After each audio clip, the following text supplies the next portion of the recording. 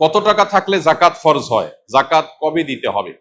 জাকাত কত টাকা হলে ফরজ হয়? এর উত্তর হলো, কেউ যদি 52.5 ভরি রূপা, এটা অথবা রূপার সমমূল্যের সম্পদ, নগদ অর্থ, ব্যাংক ব্যালেন্স, অথবা ব্যবসার মাল, যে পণ্য কেনা হয়েছে বিক্রির জন্য, এরকম কোনো মাল যার কাছে আছে যেটার মূল্য দাঁড়ায় 52.5 ভরির সমান, এইরকম সম্পদের মালিক যদি কেউ হয় এবং সেই সম্পদ তার কাছে 1 বছর থাকে, তাহলে 1 বছর পর ওই সম্পদের বাজার মূল্য হিসেব করে 1 বছর পর 2.5% জাকাত দিতে হবে, অর্থাৎ লাখে 2,500 টাকা।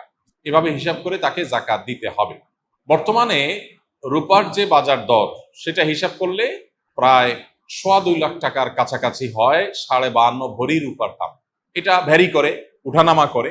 একেবারে খুব রিসেন্ট, যে এখন 2026-এর ফেব্রুয়ারি মাস চলছে, এই সময়টাতে রূপার যে বাজার দর আছে সেটা হিসাব করে দেখা গেছে যে 2.25 লাখ টাকার কাছাকাছি। এক্সাক্ট আপনি যখন দিবেন রূপার দরটা জেনে নিয়ে, যে 52.5 ভরি বা 52.5 তোলা রূপার দাম কত, সেটা হিসাব করে যদি দেখেন যে এটা আপনার সম্পদ এই পরিমাণ হয়ে গেছে, তাহলে সবটুকুর জাকাত দিতে হবে। এমন না যে এর অতিরিক্তটা জাকাত, বরং সবটুকুর জাকাত দিতে হবে। জাকাত দেওয়াটাকে জরিমানা মনে করা, এটা কিয়ামতের আলামত।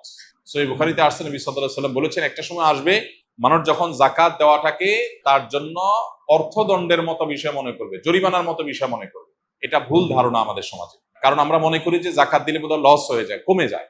বরং জাকাত দিলে এটা তো আমার আখিরাতের অ্যাকাউন্টে জমা হয়ে গেল, এটা বরং আমার স্থায়ী হয়ে গেল, নিশ্চিত হয়ে গেল, বাকিগুলোর গ্যারান্টি নেই। এই জন্য জাকাত দিতে পারাটা সৌভাগ্যের বিষয়। আর জাকাত কখন ফরজ হয়? এর উত্তর হলো যে জাকাত ফরজ হয় প্রত্যেকটা ব্যক্তির অর্থ বছরের আলোকে। সবার অর্থ বছর একরকম নাও হতে পারে। ধরুন, আমি জিলহজের 1ম তারিখে জাকাত দেওয়ার মতো সম্পদের মালিক হয়েছি, তাহলে পরবর্তী বছর জিলহজের 1ম তারিখে আমার জাকাত আসবে। কেউ যদি মুহররম মাসে জাকাত দেওয়ার মতো সম্পদের মালিক হয়ে থাকে, তাহলে 1 বছর পর মুহররম মাসে তার জাকাত তার উপরে বর্তাবে। তো জাকাত বর্ষ এটা নির্ভর করে ব্যক্তি কখন সম্পদের মালিকানা আসছে তার উপরে।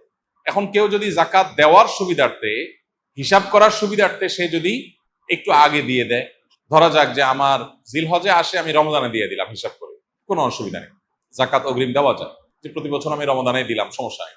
আমাদের সমাজে অনেকে মনে করে রমজান মাসেই জাকাত দিতে হয়। জাকাত রমজান মাসেই শুধু দিতে হয় এমন কোনো কথা নেই। তবে এটা ঠিক, রমজান মাস আমলের মাস, সওয়াবের মাস, এই মাসে আমরা বেশি বেশি সওয়াব হাসিল করার চেষ্টা করবো ইনশাআল্লাহ বিইذনিল্লাহ। সেই জায়গা থেকে আমরা নফল দান, অন্যান্য সাদাকা করব, এবং বিশেষভাবে যদি জাকাত দেওয়ার চেষ্টা করি ইনশাআল্লাহ, সেটা আল্লাহ তাআলার কাছে আমরা বিশেষ আজরের আশা করতে পারি। আমি কোর্ট ম্যারেজ করে বিয়ে করেছি, 3 বছর হলো এবং একটি সন্তানও আছে। ফ্যামিলির সম্মতিতে আবার মহরও ধার্য হয়েছে গর্ভের সন্তান থাকা অবস্থায়। এখন সম্পর্কটি হারাম নাকি হালাল? এই ধরনের প্রশ্ন উত্তরে আমরা বলে থাকি যে কোনো আলেমের সাথে সরাসরি সাক্ষাৎ করে শরণাপন্ন হয়ে তারপর উত্তর নেওয়ার চেষ্টা করবেন। কারণ এখানে থটগত একটা গুরুত্বপূর্ণ বিষয় আছে, যেটার উপর ভিত্তি করে মাসআলার উত্তর পরিবর্তন হয়ে যেতে পারে। তবে মৌলিকভাবে আমরা বলে রাখতে পারি, সেটা হলো, কোর্ট ম্যারেজ বলেন আর যে নামই বলেন, শরিয়াতে বিয়ের জন্য, বিশুদ্ধ হওয়ার জন্য যা যা শর্ত আরোপ করেছে তা যদি পাওয়া যায় তাহলে বিয়ে হয়ে যাবে। কোর্ট ম্যারেজে অনেক সময় দেখা যায় প্রস্তাব বা সম্মতি, মৌখিক প্রস্তাব বা মৌখিক সম্মতি থাকে না। শুধুমাত্র কাবিননামাতে স্বামীর ঘরে ছেলের নাম, স্ত্রীর ঘরে মেয়ের নাম, আর দুজনের স্বাক্ষর নেওয়া হয় এবং দুজন সাক্ষীর স্বাক্ষর নেওয়া হয়। এইটুকু বিবাহ বিশুদ্ধ হওয়ার জন্য যথেষ্ট না। শরিয়া দৃষ্টিকোণ থেকে বিবাহ বিশুদ্ধ হওয়ার জন্য উভয় পক্ষ থেকে প্রস্তাব এবং সম্মতি থাকতে হবে স্পষ্ট। কেউ যদি বোবা হন, মুখে উচ্চারণ করতে না পারেন, তাহলে তিনি মাথা নেড়ে ইশারায় তিনি অন্তত সম্মতি প্রকাশ করবেন। আর তা না হলে মুখে আমি প্রস্তাব করলাম, আমি কবুল করলাম, গ্রহণ করলাম, এরকম কথা দুজন সাক্ষী শুনতে হবে, তাহলে বিয়ে বিশুদ্ধ হবে। অতএব বিবাহ বিশুদ্ধের জন্য দুজন সাক্ষী উপস্থিত ছিলেন কিনা, তারপরে তারা এই প্রস্তাব এবং সম্মতির কথা শুনতে পেয়েছেন কিনা, সাক্ষীদের উপস্থিতি এবং প্রস্তাব সম্মতি এটা একই মজলিসে, একই বৈঠকে হয়েছে কিনা, এই বিষয়গুলো গুরুত্বপূর্ণ। এগুলো যদি হয়ে যায়, মহর যদি ধার্য কোনো কারণে নাও হয়, পরে ধার্য হয়ে যায়, বা অটোমেটিক যে মহরে মিছিল বলা হয় সেটা ধার্য হয়ে যায়, তাতেও বিয়ে হয়ে যায়। কিন্তু বিয়ের গুরুত্বপূর্ণ বিষয় হলো এই জিনিসটা। অতএব এটা কতটা হয়েছে না হয়েছে অনেকখানি প্রশ্ন উত্তরের উপর অনেক সময় নির্ভর করে। এই জন্য এ ধরনের প্রশ্ন উত্তরের জন্য আমরা অনুরোধ করি যে ওলামা একরামের সাথে সরাসরি সাক্ষাৎ করে আপনার আশপাশে কোনো মসজিদে, গুরুত্বপূর্ণ মাদ্রাসাগুলোতে উপস্থিত হয়ে মুফতিদের সাথে সাক্ষাৎ করে আপনি আপনার ডিটেল বলে উত্তর নেওয়ার চেষ্টা করবেন। আসুন্নাহ ফাউন্ডেশনে প্রতিদিন সকাল 8টা থেকে রাত 10টা পর্যন্ত ওলামা একরাম ফোনে উত্তর দেন এবং সরাসরি উত্তর দিয়ে থাকেন, সেখানে উপস্থিত হতে পারেন। রমাদান এলেই মা বোনেরা প্রতিযোগিতামূলক কোরআন খতম দেন। অনেকে বিষয়টি বাড়াবাড়ি বলেন, কারণ হিসাবে যুক্তি দেয় যে দ্রুত পড়লে সহি হওয়ার সম্ভাবনা কম থাকে এবং অর্থ বুঝে পড়া ভালো। কথাটা কতটা যুক্তিযুক্ত?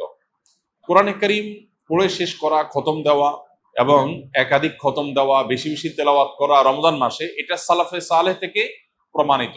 আমাদের পূর্বসূরিগণ তারা রমজানের শেষ দিন পর্যন্ত বেশি থেকে বেশি কোরআনে কারীমের তেলাওয়াতে মগ্ন থাকতেন। যেহেতু এই মাসটাই হলো কোরআন নাজিলের মাস, অতএব এই মাসের অন্যতম গুরুত্বপূর্ণ আমলটা হলো বেশি বেশি কোরআন তেলাওয়াত করা। যেসব ভাইরা কোরআন তেলাওয়াত জানেন না, তারা কোরআন তেলাওয়াত শিখতে পারেন। আমরা সুন্নাহ ফাউন্ডেশন থেকে দীর্ঘ 1 বছর টানা পরিশ্রম করার পর আলহামদুলিল্লাহ, যারা কোরআন সহি বা শুদ্ধভাবে পড়তে বা তেলাওয়াত করতে পারেন না, এমনকি আরবি অক্ষরও চিনেন না, তাদের সুবিধার্থে আমরা সহজ সূত্রে কোরআন শিখি নামে একটা কোর্স আমরা চালু করেছি। এবং এই কোর্সটা প্রতিদিন তারাবির পর আমাদের ভেরিফাইড ইউটিউবে, অর্থাৎ আমার নামে যে ইউটিউব চ্যানেল আছে, সেখানে প্রতিদিন একটা করে পর্ব আপলোড হয়। গত 2 রাতে 2টি পর্ব আপলোড হয়ে গেছে। আজকে তারাবির পরে 3 নম্বর পর্ব আপলোড হবে ইনশাআল্লাহ। 10 থেকে 15 মিনিট, 20 মিনিটের মধ্যে ভিডিওটা, মাত্র 27টি ভিডিও ইনশাআল্লাহ পুরো কোরআন সহি করে শেখার জন্য তৈরি করা হয়েছে, অনেক পরিশ্রম করে, অনেক সাধনা করে।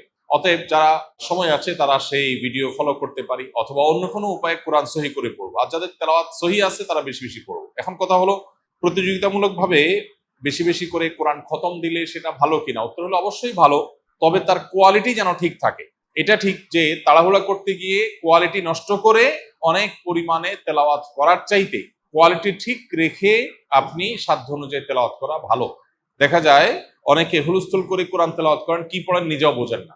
খতম দেওয়া উদ্দেশ্য হয়, এই খতমটা অর্থবহ না। আল্লাহ তাআলা আমাদের আমলকে মাপবেন, আল্লাহ আমলকে গুনবেন না। কিয়ামতের দিন আমল গণা হবে না মাপা হবে? মাপা হবে। অতএব আমাদের আমলের কোয়ান্টিটি না, দেখতে হবে কি? কোয়ালিটি। এজন্য তেলাওয়াত সুন্দর করে করতে হবে। কিন্তু আবার কোয়ালিটির কথা চিন্তা করে অনেকের খতম দেওয়ারই আর সুযোগ হয় না, সেটা দুর্ভাগ্যের ব্যাপার।